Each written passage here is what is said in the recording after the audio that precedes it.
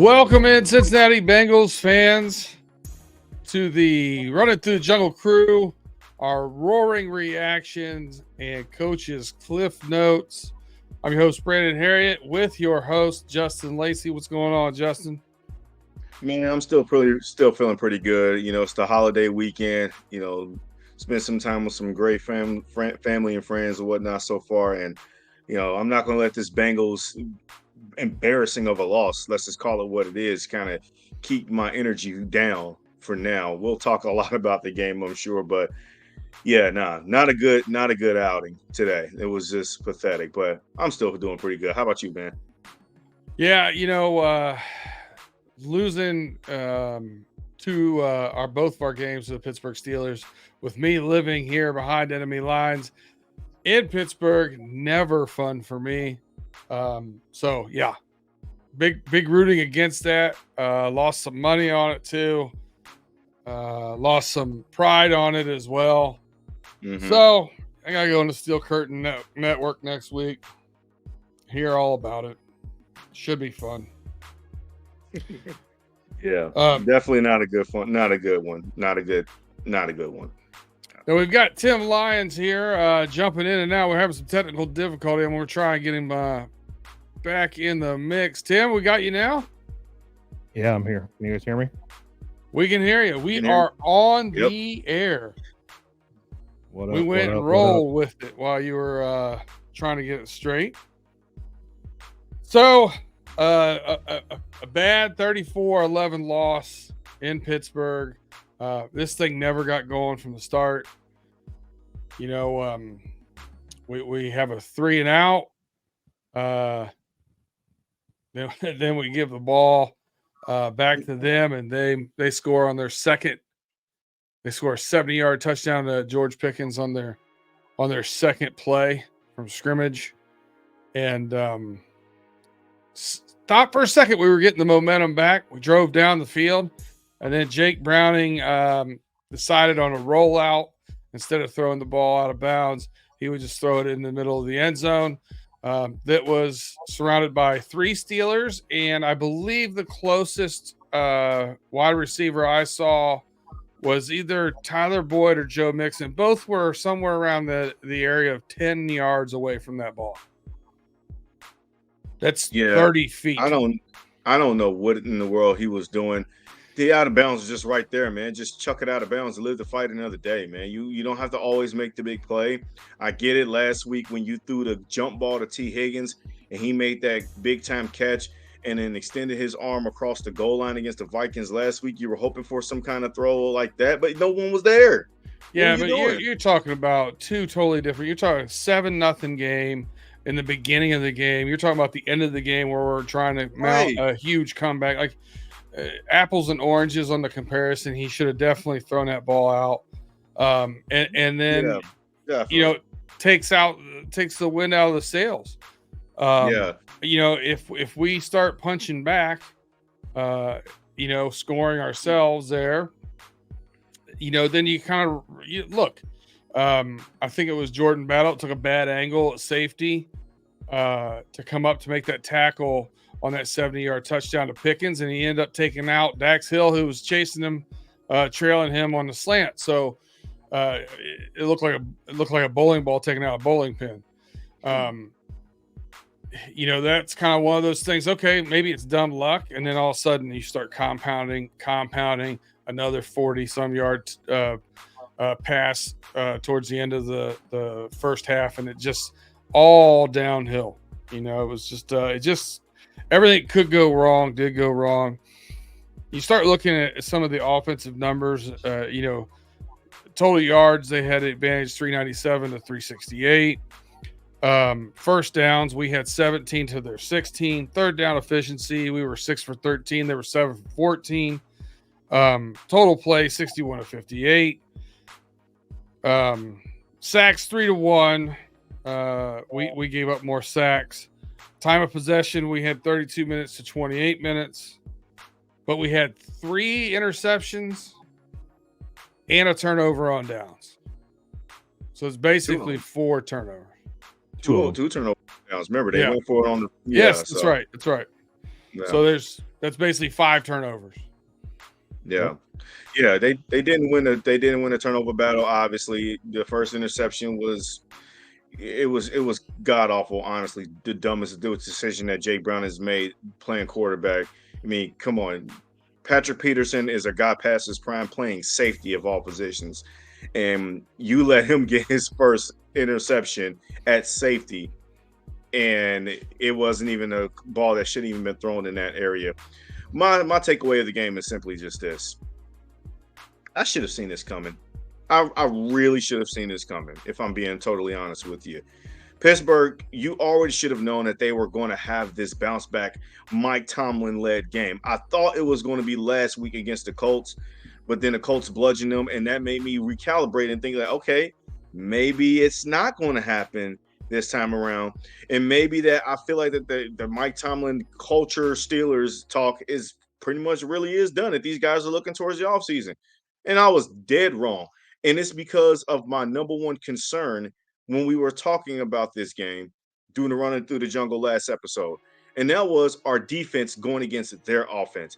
They're not world beaters on offense. We already know this. They all stink when it comes to the quarterback. The running backs, they're okay. Najee Harris runs hard, but he doesn't run with explosion. Jalen Warren is a nice change of pace type of back.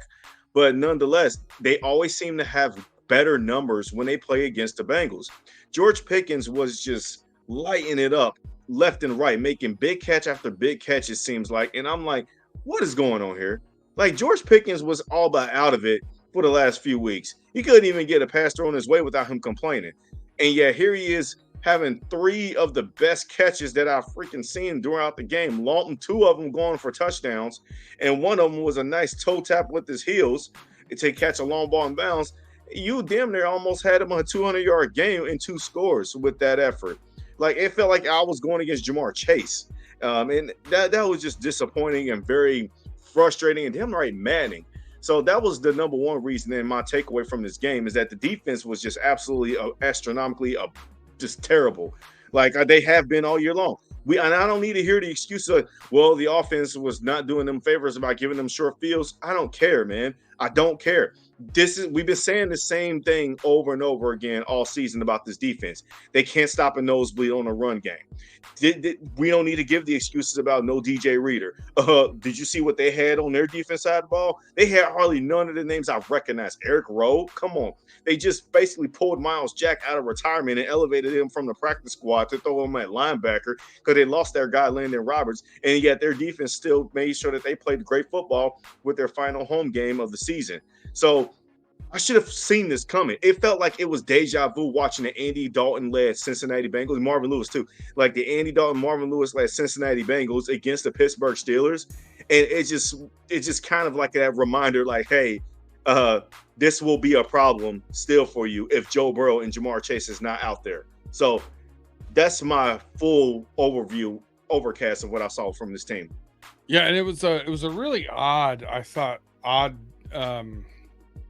defensive miscues compared to what I've seen in recent history.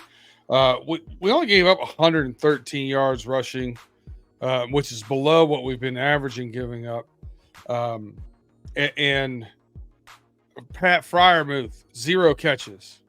So we didn't get gouged by a tight end. We give up the big splash plays, which we haven't been doing since the Texans game, right? The Texans, they got those big plays, those big splash plays on us pretty frequently. It's one of those weird things where you see when you're watching the game telecast, and it's 28th in pass or in rushing defense, 27th in passing defense, 20th in scoring defense, and they're showing Lou Anarumo, who was the darling of the league. Everybody, wanted to give him a head coaching job. I don't know. I think he may be back next year. I don't know if this is the year that's going to get that done for him.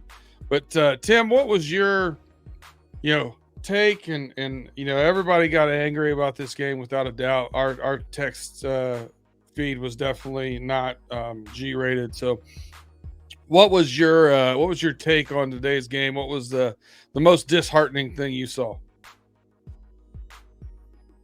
Playing against the Steelers, that's the biggest.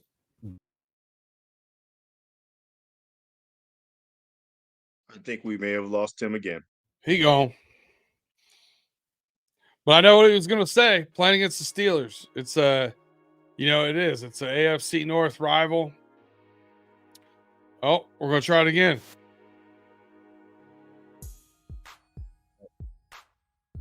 Oh, he's not going to make it in.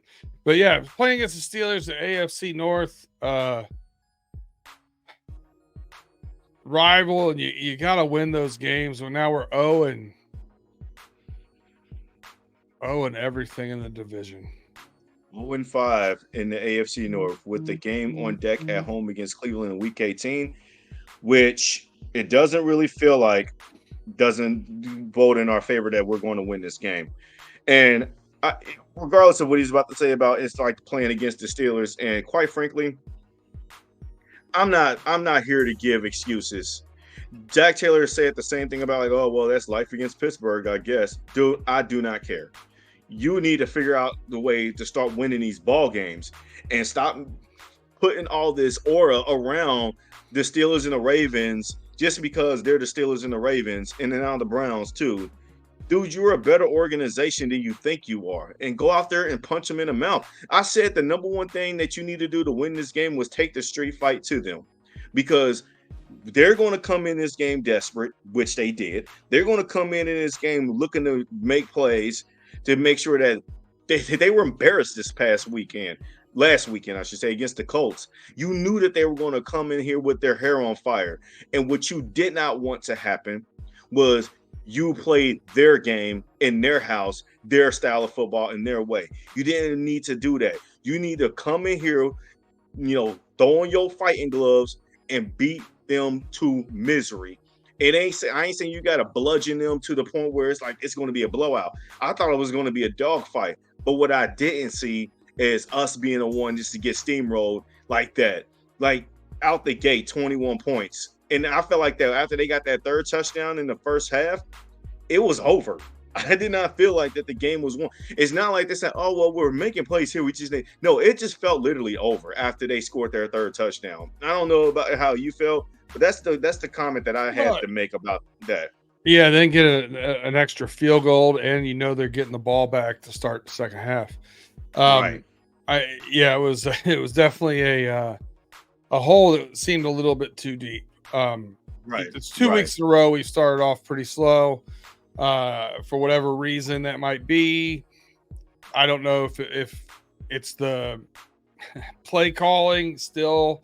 Listen, I thought we righted this ship a little bit. I thought we were taking some chances, but also running the ball. I thought we were in shotgun less, and it gave us more flexibility. But it seemed like a revert to ways of old for most of the game. I thought we were in shotgun again too much. I thought worst case scenario against, and we said it in the preview, worst case scenario against the Pittsburgh Steelers and the way their defense is set up is that you get behind and now they know you're going to pass and they pin their ears back because that's what they do. Yep. And we played right into their hand. Just like we always do when we played against the Cleveland Browns. It's the exact same recipe of success with the other AFC North teams, more mainly the Pittsburgh Steelers, because they got TJ Watt that can wreck the game open. And TJ Watt, he didn't really have that big of a game like people thought he would. He had a strip sack that was recovered by the Bengals. He also had, he had a couple of batted down incomplete passes. He did pretty well. But Trey Henderson was also doing the same thing too. I feel like Henderson and TJ Watt, those are the big dogs on each side of the defense. Henderson had a sack himself. He also had a nice tackle for loss, if I'm not mistaken. Well, at least he tried to penetrate real quick to get a tackle for loss. The Bengals defense tried to blitz where they felt like that all hope was lost because the corners just was not holding up. Man, Chido was just getting cooked. DJ Turner was getting cooked. It just felt like that team should have basically just said to themselves, like, all right, man, this is not our day. We got to look forward to the next game and, try our luck from there. What was also very frustrating and maddening. Again, I know this defense is, at least the run defense is not the same without DJ Reader, but it was very unacceptable watching Najee Harris and Jalen Warren get several yards per clip. Not one time did they get tackled in the backfield for a loss. Not once. Not a 1 yard loss, not a tackle to the line of scrimmage. It felt like they were always pushing forward every time they got the ball. And when you do that, that breaks the defensive line's will. It's not like the Steelers got a great O-line. Sure, I like some of their young pieces that they have on there, like Roderick Jones, Mason Cole, and things like that. They have some solid, okay pieces on that line, but make no mistake about it, DJ Reader or not, you should have been able to blow that line up, but you didn't.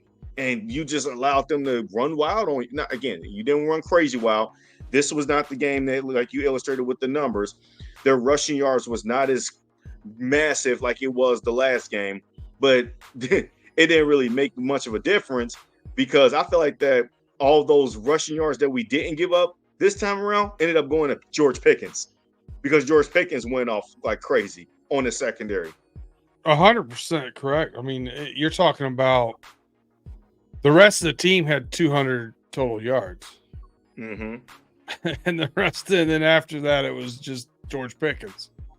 So yeah, that was definitely the big splash plays were definitely the biggest difference in this game. Now, we'll get into the coach's cliff notes a little bit. I'm not sure how much of it you listened to or not, but let's roll out the red carpet for Coach Speak 101. It's some of the most regurgitated stuff. Like I understand, I make fun of it all the time because they're trying not to give you, press clippings and all that kind of stuff. Man, he says the same stuff over and over and over again. But there were a couple little things. One, you mentioned how he just it's going into Pittsburgh, playing the Steelers, and they get momentum with the home crowd. No, stop that. Like, you're a professional football team, you should be able to go on the road and deal with that mess. People come into the jungle and do it. Like, you got to be able to go do it somewhere else.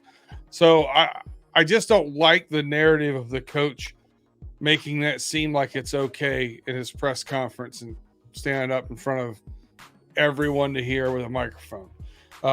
The other thing I did not care for, and I was kind of awestruck by, is he said that, they talked about the completion that got overturned on the sideline with Yoshi, and they were running to the line to go up tempo, and call a quick play, and Zach audibled out of it.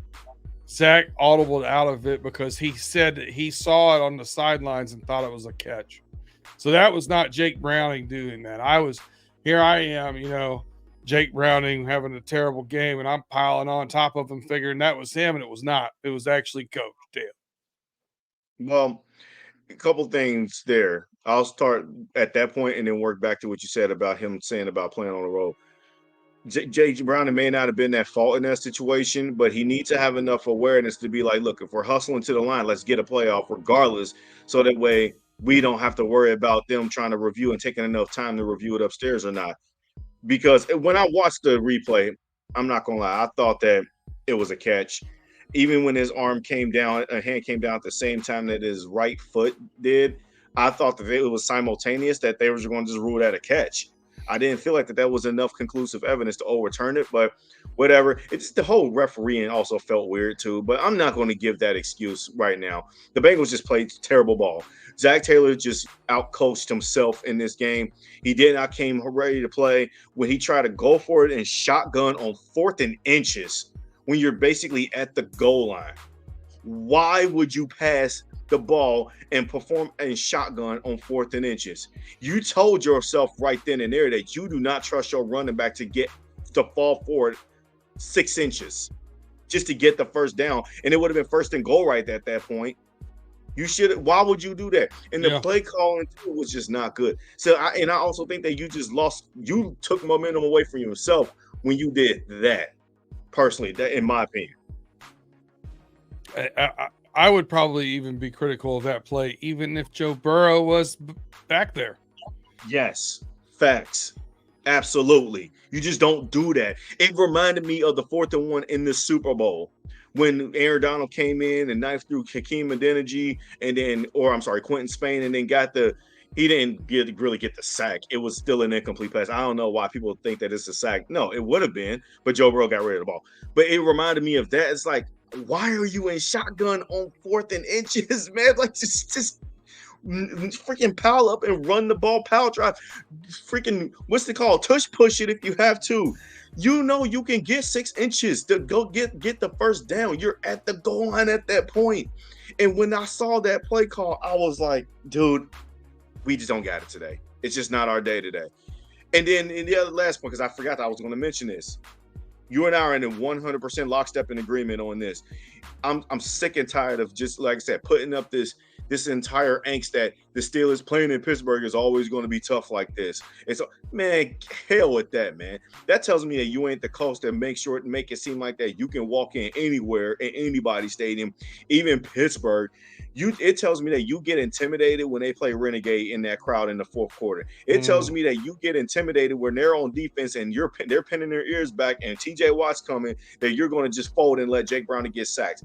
It really felt like Andy Dalton in Pittsburgh primetime Sunday Night Football all over again. And it's funny enough, the game was on NBC, Sunday Night Football's network. So with that being said, it really felt like deja vu of those times tonight. Sickening, very, very sickening to me. And I didn't want to listen to any more of the coach speak. It was interesting that Jake Browning did look at himself in the mirror and said, from the main clipping that he said was, he made stupid decisions. You know, I messed up. Because I'm not going to lie. Yes, the defense was terrible. But to be perfectly honest with you, this game is on Jake Browning. 100%. Oh, yeah. Dude, you can't. Again, you're a backup quarterback, but we haven't been giving you the backup quarterback excuse for the last 3 games when you were pulling out these dubs. So you got to take this major blame here too, bro. This was on you today. I have to put it on you. Yeah, I don't disagree with you one bit there. I mean, 3 picks, and that first pick was one of the worst picks I've ever seen in my life. 2 of his 3 picks were just, I don't know what was happening. Then he had unacceptably bad picks. Then he had a completion to Yoshi that was a bad throw. And then he had rolling out to his right and threw back against his body into the middle of the field with 4 defenders around T. Higgins again. And another, there were 2 balls that could have been picked in my mind that weren't. It just was a terrible game. And listen, Jake Browning's done a great job. A great start. First 4, 76% completion and over 1,000 yards in his first 4 games. Kudos. Got to take care of the ball. He had 3 interceptions in his first 4 starts. He had 3 today, and it could have been 4 or 5 pretty easily. So, all right. Well, before we get into a couple questions I had, reluctantly giving out some game balls, and then what's to come, we need to take a quick break, pay some bills. So if you're listening right now on Spotify, Apple, Google, wherever you get your podcast, go ahead, sign up for that first notification. Give us those 5-star reviews. Share us with a friend. Tell your friends to share us with friends. We appreciate you. If you're on YouTube, we're just going to take a quick break, and we will be right back.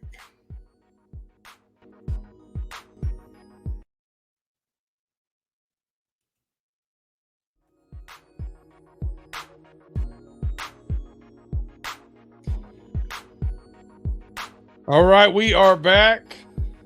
You're here running through the jungle on the Fans First Sports Network, listening to our roaring reactions, and our coaches' cliff notes are done. We gave you the meat off of that bone for the coaches' cliff notes because there was a whole lot of coach speak. We cut through that for you. But yeah, let's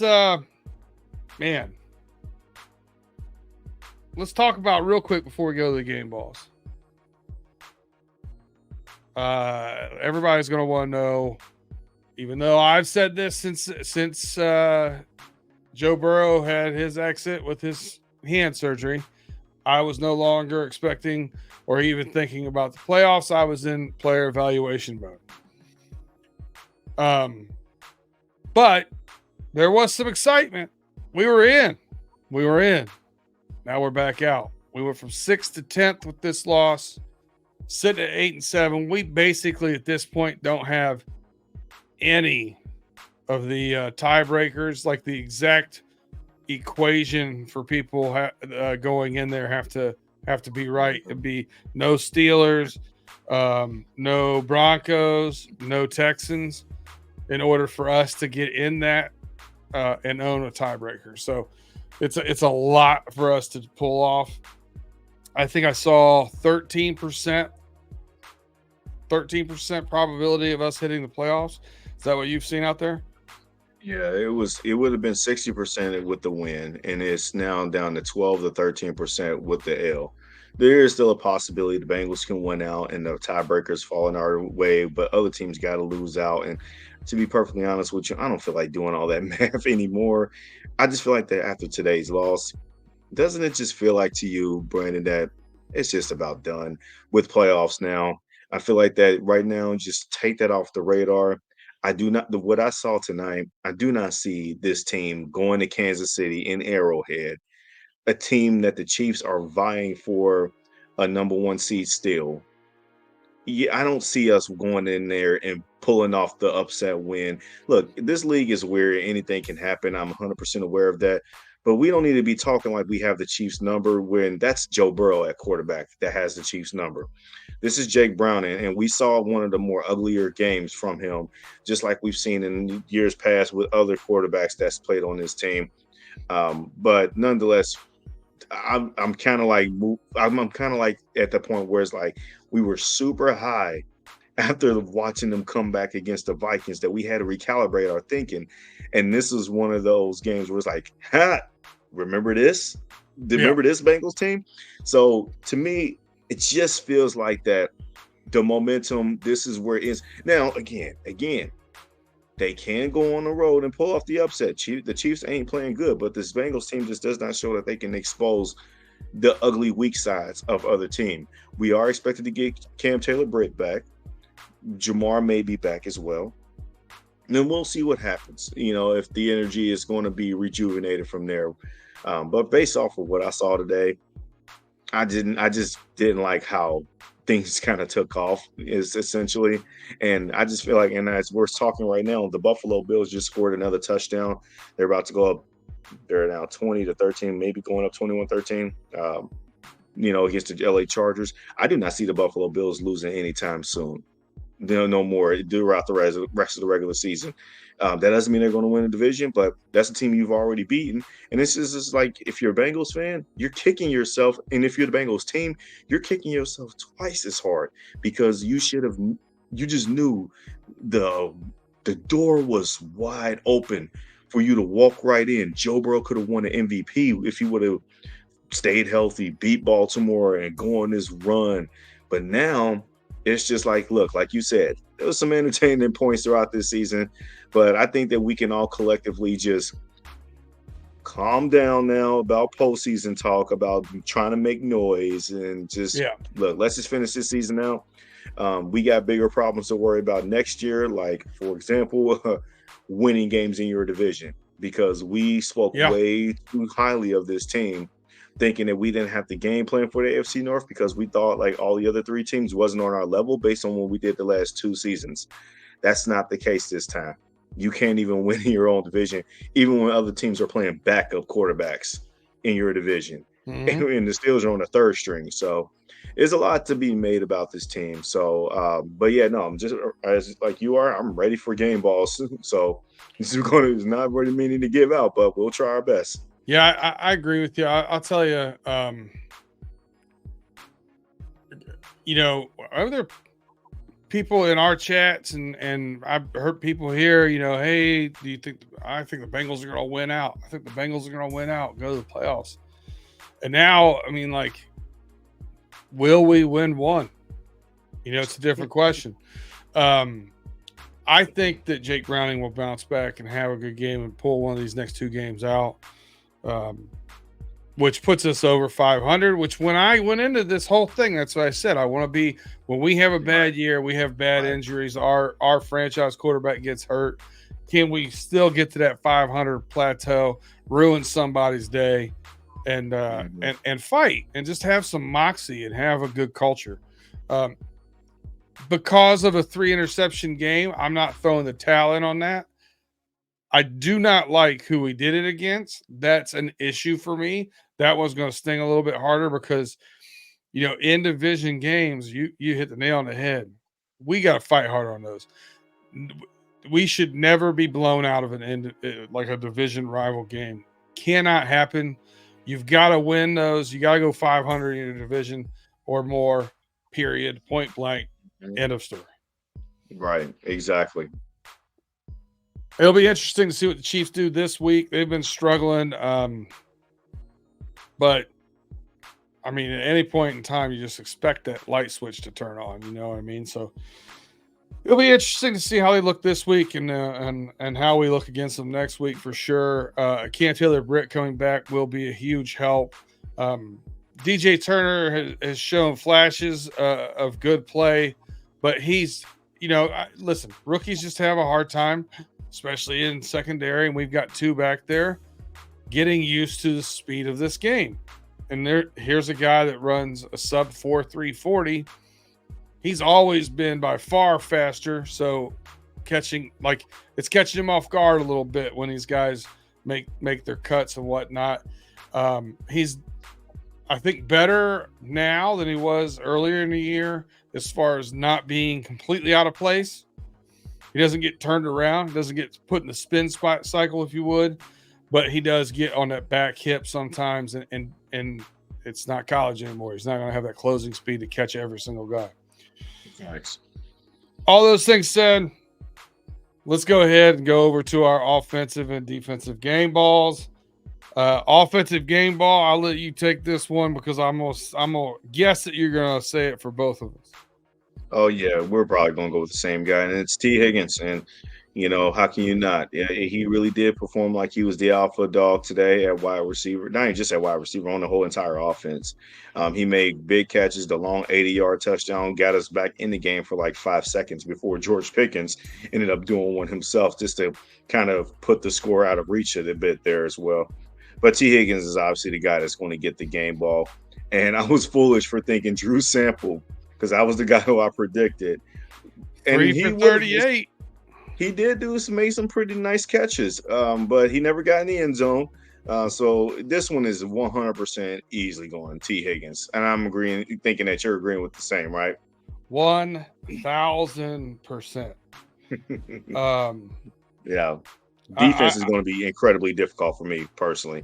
Like, we might have the same guy, but I don't even know when it comes to the defense. So I picked T. Higgins. I gave him 135 and a touchdown is what my prediction was. I think I said somewhere between 115 and 135 on the show. And he ended up with 140 and a touchdown. That's pretty close for me. That's pretty great. I'll take that one. Great. That was awesome. I do have a defensive game ball, man. I do have a defensive game ball for you. And based upon some of your narrative, you may not agree with me or not, but I'm gonna go this route. We held Najee Harris to 4.1 yards a carry. We held Jaylen Warren to 24 yards, which was on 8 carries for 3 yards a carry. I thought, the run defense, I expected to be worse than it was without DJ Reader. And PJ Hill had the season high in tackles with 8 tackles today. I thought he played fairly good and stout in the center. I don't think we had the right. I mean, Carter played okay, Like there was some other okay. I even saw Miles Murphy. I saw some good things that weren't necessarily on the stats, where those guys set the edge and turned the ball back inside, especially on Jalen Warren runs. Yeah. I saw DJ Turner do that. I saw Miles Murphy do that. You always see Hubbard doing it, but in a game where I think Hubbard only had one tackle and you only gave up 113 yards rushing, BJ Hill, eight tackles, he gets my game ball. I think he stepped up in DJ Reader's absence. I like that. I actually really do. As critical I am about this defense, because again, I'm coming from a place of I've seen them kind of give up a lot of big plays and explosive all season long, and that was with some of their guys even healthy. And it was just really disappointing to see a second consecutive game against the Steelers to where their best offensive production came against you and your defense. And that's inexcusable to me. Last time they only put up 16 points, but it was 400 some odd total yards that they allowed on you. And this one, the yardage total was kind of the same, theirs and us. So, both teams were making plays. They just ended up having a more successful bend but don't break defense compared to our defense. But with that being said, I am going to give my game ball to Trey Hendrickson for keeping pace with the league leaders in amounts of sacks. He got a sack today. He showed his presence. He toughed it out. Even when he went out on the field to get medically checked and came back in and came back out and came back in, he had that back and forth. He's going to get my defensive game ball because I still believe that if the Bengals defense was to show any sort of physical prowess today of putting them out of their misery, it was going to be because of the strength of Trey Hendrickson and him outplaying TJ Watt, which that didn't happen. They pretty much had almost a similar game. Steelers fans will tell you TJ Watt outplayed Trey Hendrickson. Sure, whatever. He got a strip sack, but the fumble was recovered by our offensive line. So I don't even care about that regardless. But anyways, that's where I will go with my game ball for defense.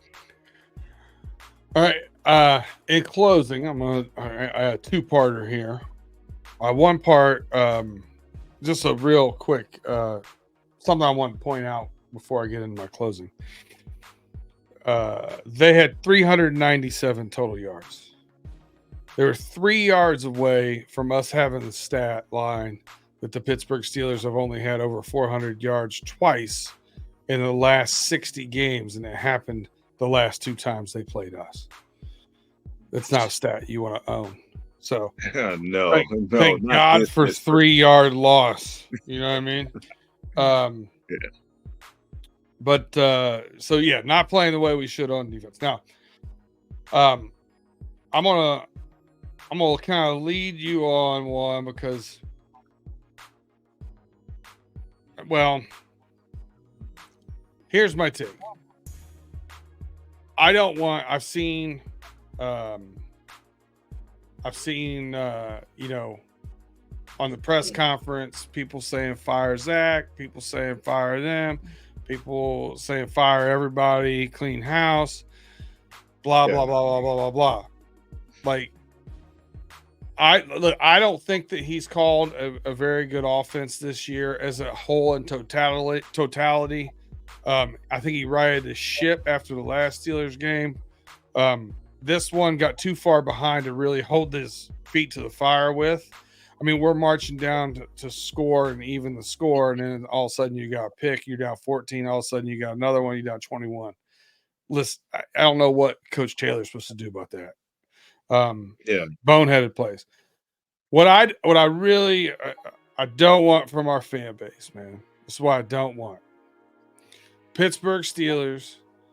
I live in Pittsburgh. Local media here has been torching everybody. Everybody's been calling for Tomlin's head, calling for the coordinator before that. They finally got rid of him.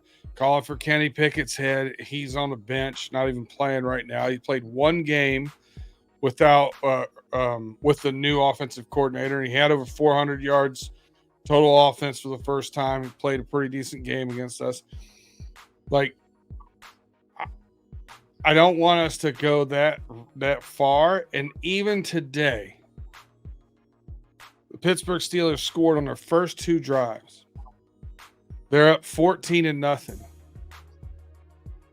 Their third possession, they had to punt. At the time, Mason Rudolph only had 1 incompletion. He was like 8 for 9. And they had a screen pass that didn't go anywhere, and they had to punt, and they booed. Up 14-0 after 3 possessions. They booed the team coming off field. I don't want to be that fan base. That is crazy that was the case. I heard that too. And it was just like, really, Steelers fans, you can't, because I'm thinking that they've seen this last week when they came against the Colts. They were up 13-0. Remember, people forget about that. Before they got blown out 30-13, didn't score a single point the rest of the way. They were up big on the Colts, and you thought that this was going to be okay. Steelers will be fine and all that. And then the meltdown happened. And I can kind of see it at that point. And it was like them feeling like it was deja vu all over again from last week. But no, I don't. I don't want that to be us unless we're in a situation where we're just really bad offensively and things just need to change immediately. We're not there.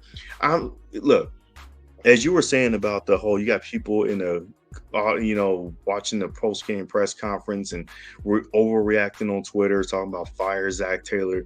Man, I'm just so tired of hearing that. I really am. I'm not there with you.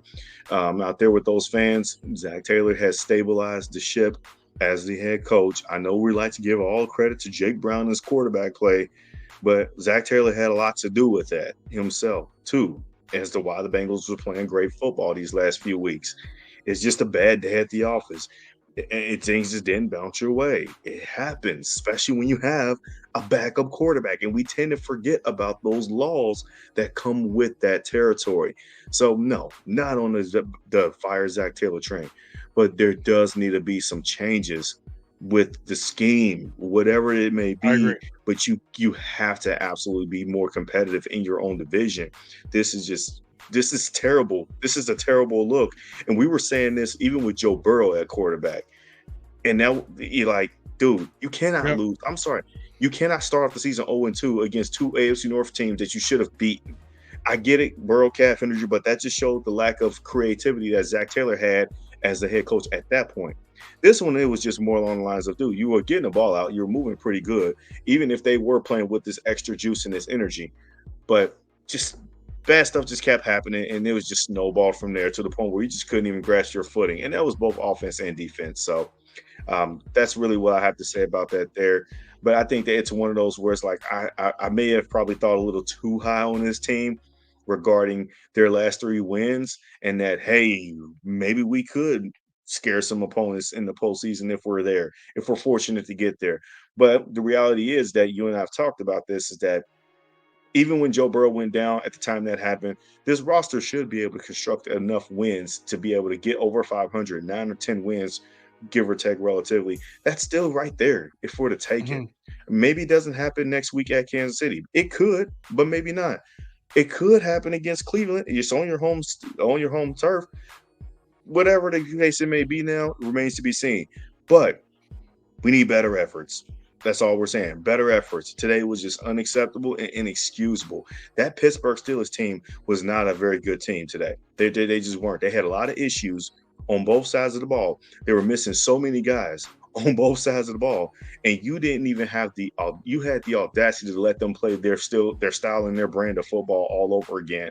And that's just not going to cut it moving forward. So I'm hoping that this Bengals team can look themselves in the mirror and right the ship and say, like, look, man, enough is enough. Let's get back to being who we are, because we're not in those days anymore with the pathetic Andy Dalton times. Not saying Andy Dalton ain't had great moments. He did. But the back half of his tenure with the Bengals, we're not in those times anymore. So we can just get back to playing your brand of football, your style of football, show them that everybody in the AFC North that you all lucked out with the breaks that you've gotten. And now, I have to look forward to next year at this point. Next year and next season, when the cards fall the way that they need to fall, we make the right moves, we'll be right back in it. I'm not gonna hesitate. Everything's gonna be okay. I agree with you. And we started talking about a little bit last week, and I caught a little bit of grief for talking about off-season stuff and whatnot. But I mean, it's part of reality. And what I'm looking at is the back half of this year. We have to start really analyzing some of these performances. The DJ Reader injury, I think we all kind of agreed, probably at this point, highly unlikely that the Bengals go into their bag to pay him unless he takes a severely discounted deal. Yeah. You said it today in our chat.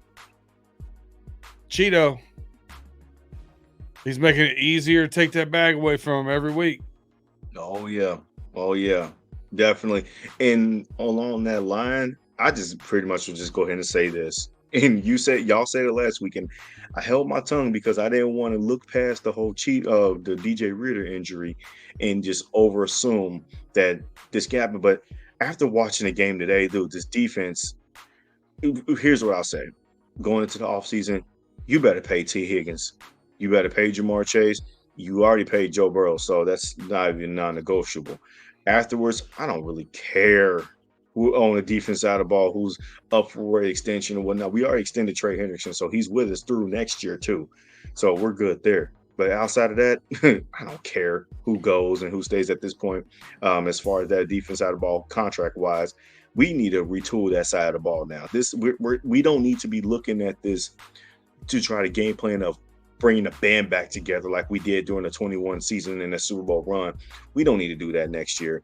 We don't got the dogs for it right now. The guys are too young and too inexperienced. You're seeing it on tape. We need some fresh blood in there. And I think that whole thing started when we lost both Von Bell and Jesse Bates. If we would have just lost one, we all thought it was Jesse Bates, but it was actually Von Bell. That loss hurt a lot more, because I don't think you would have thrown Jordan Battle in there right off the rip like that. You need the vocal leader too. I think do. Those guys would have learned a lot from him and his leadership skills as well. And I'm I didn't understand the Miles Murphy pick. I was like, why do we need another defensive lineman or whatever? They might have been right. We probably need more depth and better defensive linemen.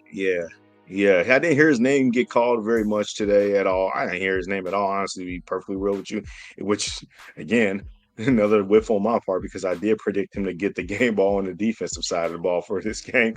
I was wrong across the board about this team. Like I said, though, man, there were several times where he didn't really stuff the stat sheet, but he physically moved the Broderick Jones back. He physically moved Dan Moore back and set that edge on a running play. So I was very happy because everything's all he's an outstanding athlete that has this one move and he rushes the quarterback with it. Yeah, and what he's doing now is more technique driven and a mind for the game. And that's things I think he's learning from Sam Hubbard and Trey Hendrickson and those guys, which is a great sign. Yeah, it definitely is. And quite frankly, he's having to understand that, dude, this ain't college. It took him a little bit. People were impatient with him, but I'm glad that those same impatient people are either coming around or just keeping their mouth shut, because at the end of the day, man, he's going to be a fine player for us, man. We just got to give him time to develop. There are still rookies that doesn't just blow up right off the sheet, right off the gate. There are still those guys that take a little bit of time. So, and I think that he'll be just fine. I wasn't crazy about the pick either when we made it. I still would rather have Michael Mayer. I still would rather have a tight end. I was looking forward to it. I was thinking Michael Mayer at that too, but I'm also glad, though, in a weird way, that they didn't go tight end in the first round, I should say, because, again, I know we're talking about the last draft and whatnot, but it's relevant to today's game because of how our draft picks are performing out there on the field. Mm-hmm. You got some good volume out of playing time wise out of a lot of these guys here. And right now, like you said before, this is just evaluation period mode now. We got to see what we got going into next year. But in terms of guys like DJ Reader, Chido, look, we'll offer you what we'll offer you if I'm the Bengals organization. But at the end of the day, I'm looking to rebuild this thing on the defensive side. And because we cannot go into next year with the scheme and the approach that we have been, because if I'm being honest, Lou Anarumo's defense has been getting cooked up quite a bit this season. It only was a few stretches, a couple of stretches, and that was the 4-game winning streak with Burrow before he got hurt, where the defense looked good, even though they still kept giving up big plays in here. And then the 3-game winning streak, where they kind of showed up in key critical moments to seal those W's against Jacksonville, against Indianapolis, and they didn't even last play week great. against Minnesota. I don't think they And they played still didn't good play great. overall in Jacksonville.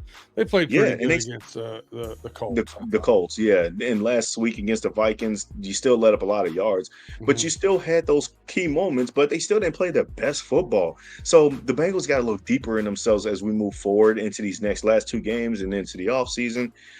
Again, I'm kind of ruling playoffs out for the time being, even though I know we're not mathematically eliminated, but it just feels like that there are better teams that are meant for the 5, 6, and 7 seed right now at this point, based off of their momentum, how they're playing. And the Bengals are just not one of them right now. I'll be honest and admit that right now after watching this Bengals team play today. But I'm not giving up on them, obviously.